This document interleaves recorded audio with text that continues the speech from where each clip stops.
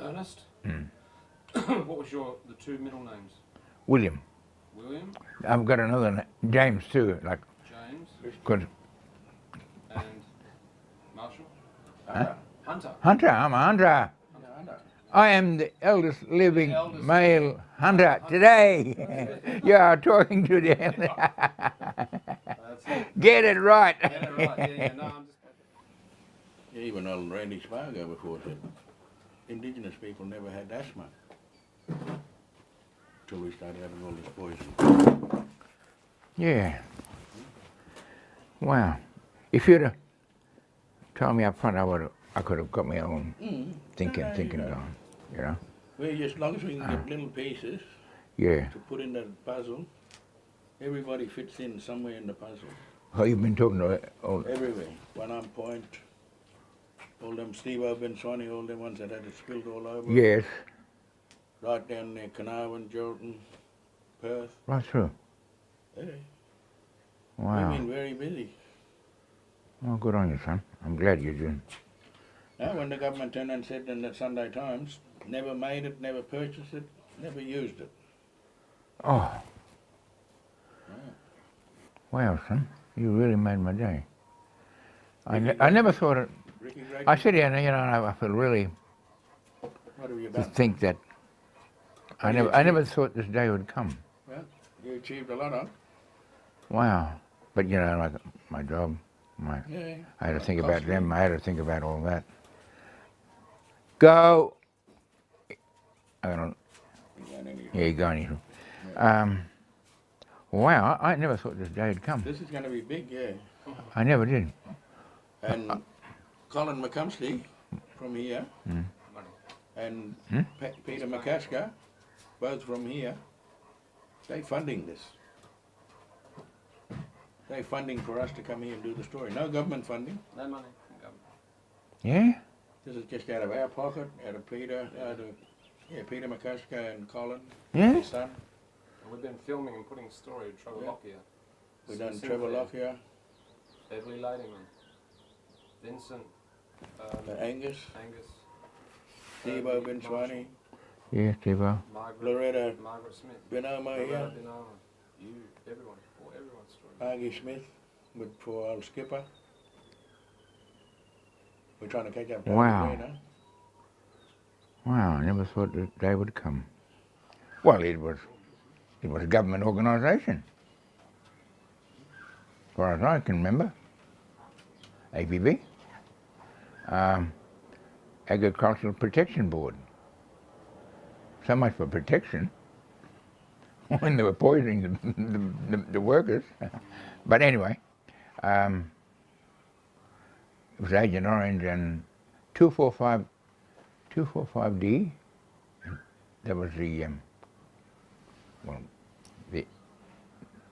the chemical.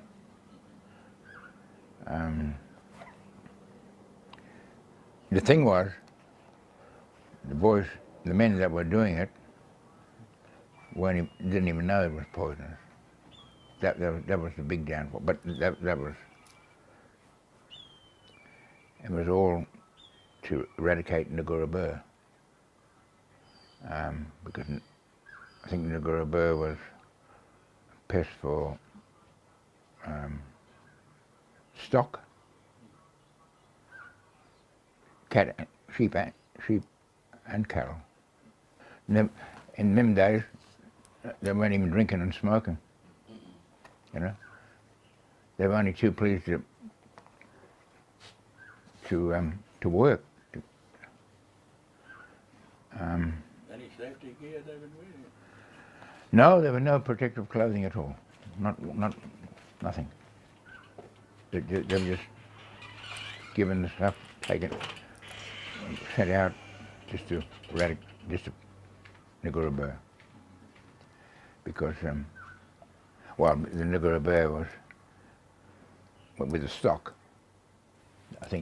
I don't know if the stock ate it, but it was always under there.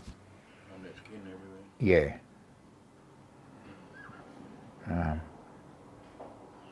And when you used to go community, you used to see their camp. Yeah.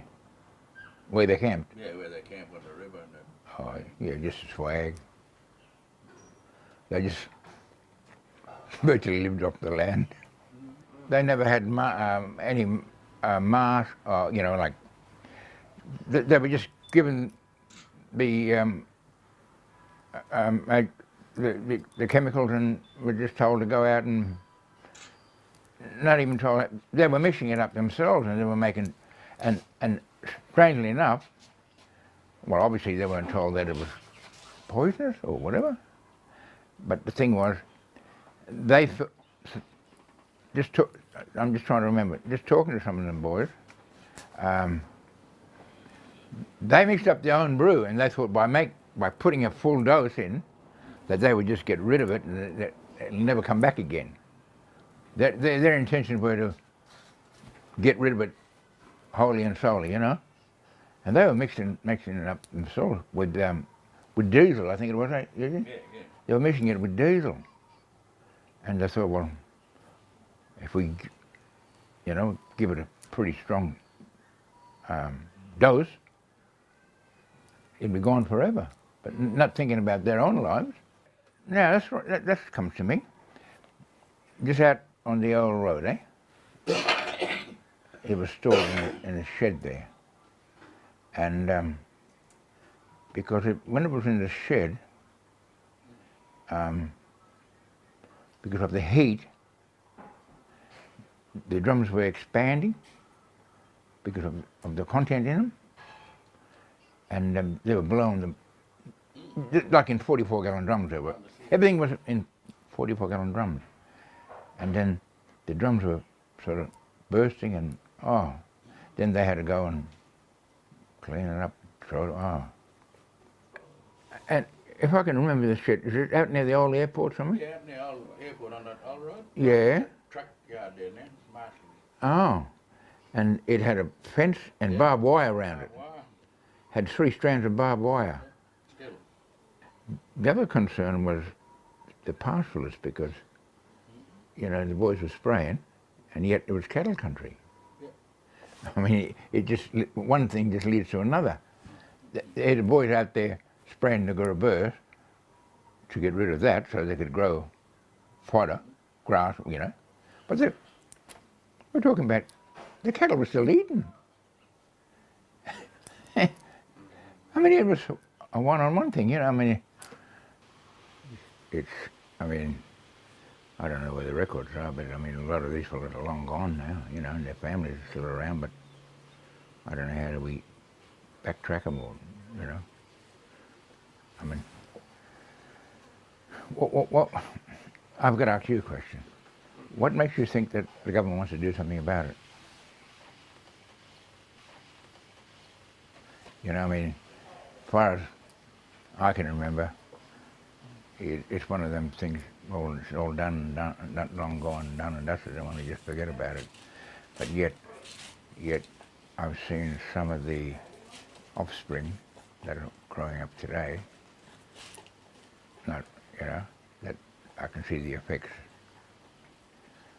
I mean, that hasn't gone away. It's still in the bloodstream, I'd say. I'm not a doctor, but you know.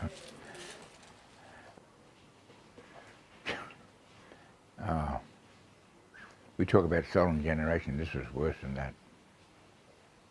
That's the only way I can describe it.